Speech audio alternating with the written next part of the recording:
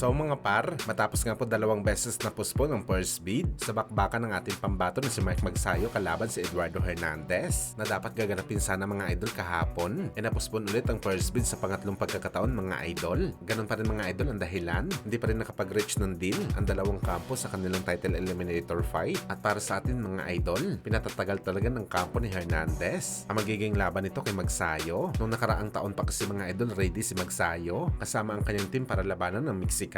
Minamadali na talaga ng team Magsayo mga idol ang laban kay Hernandez dahil merong rumors mga idol na magsasabay ulit ang ating pambansang kamao Manny Pacquiao at si Mike Magsayo sa isang boxing event kung saan mga idol napabalita kasi nalalaban si Pacman sa July under sa promotion ng PBC kalaban ng WBC champion na si Mario Barrios. Muling nagsama pa ng mga idol si Pacman at Mike Magsayo noong 2021 pa sa naging laban ni Pacman kay Ugas kung saan ito natalo at si Magsayo naman sa laban nito kay Julio Siha kung saan naman nakuha ni Magsayo ang panalo via brutal knockout kontra sa Meksikano. Kaya abangan natin ang update dito mga idol.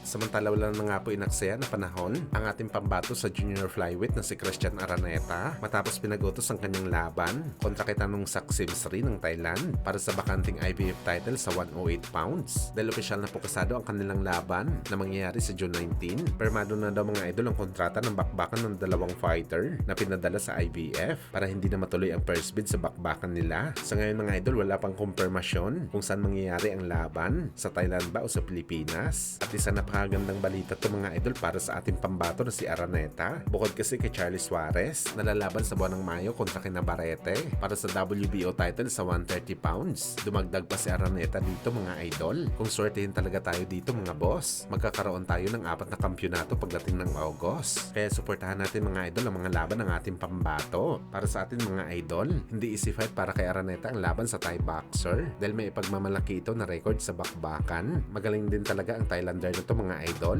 Ito kasi ang tumalo sa malakas na pambato natin na si Mel Pajardo.